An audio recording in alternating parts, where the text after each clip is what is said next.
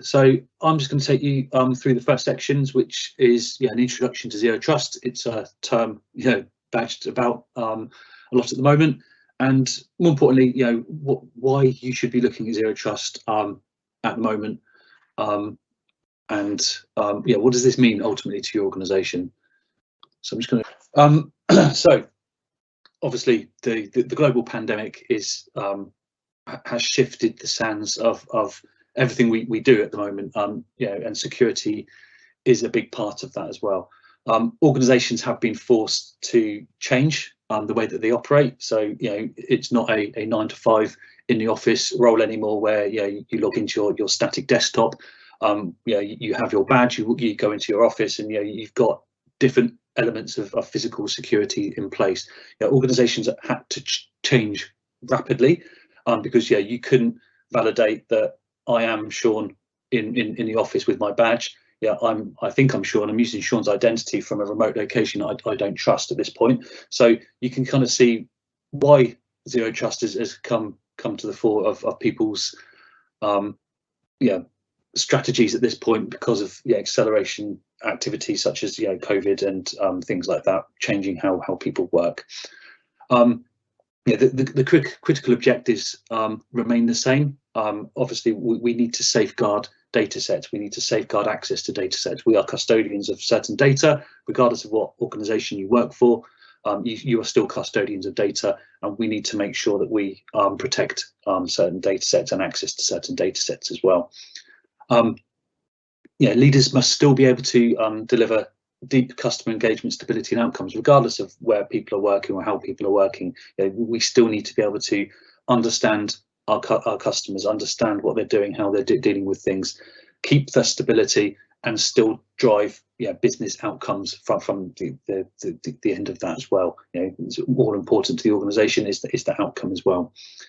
We must also be able to build that stronger workplace culture. When we're in the office, when you're in a static location, we've had generations of culture fostering and innovation from that. The water cooler chats, I'm just going to pop over to your desk, or I'm going out for a lunchtime walk, things like that. That culture has evolved over many generations. And this new remote working culture is trying to foster that innovation as well. Things like Teams, things like file sharing, screen sharing technologies such as webinars like this.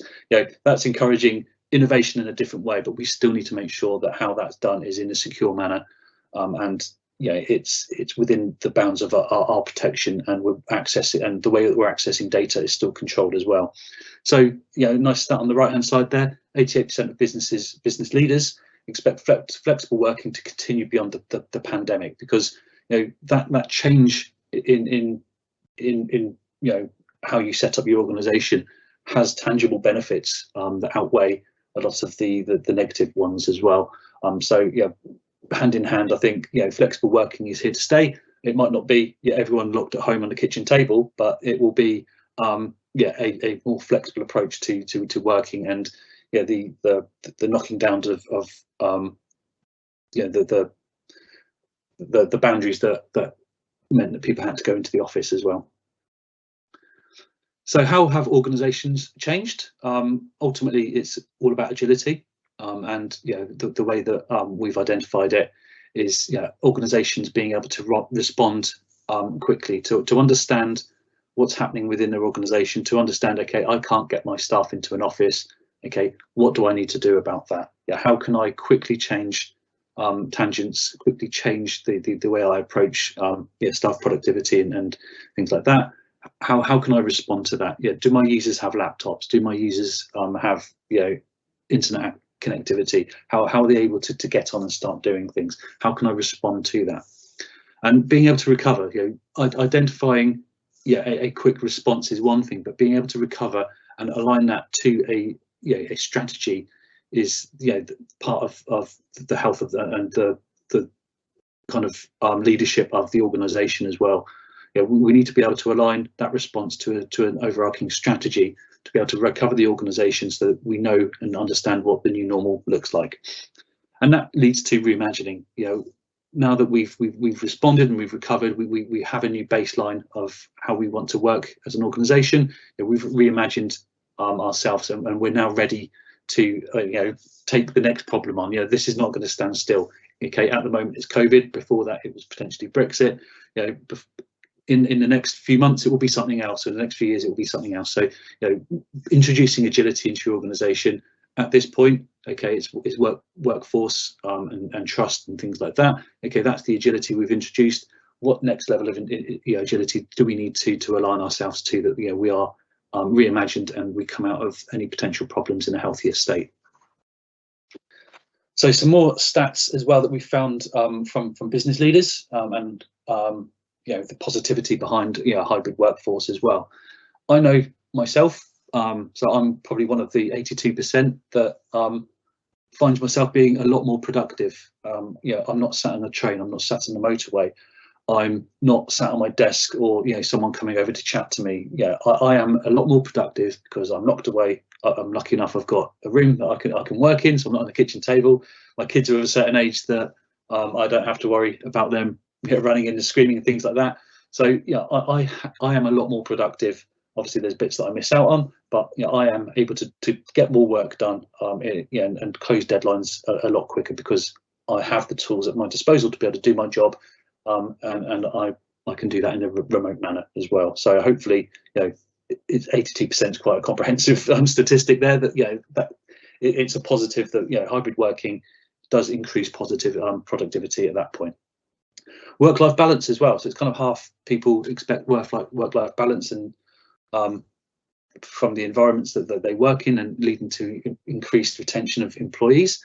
To a certain extent, I think work-life balance is obviously increased because I can go and walk the dog after this phone call. I can go and answer the door from the Amazon parcel delivery guy. I can make sure that I'm around to pick the kids up from school and things like that.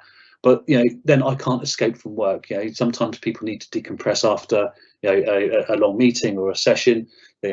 Sitting on that train, sitting in the car is a way that they can decompress from work and switch personas and go, right, I'm now a father or a husband or whatever.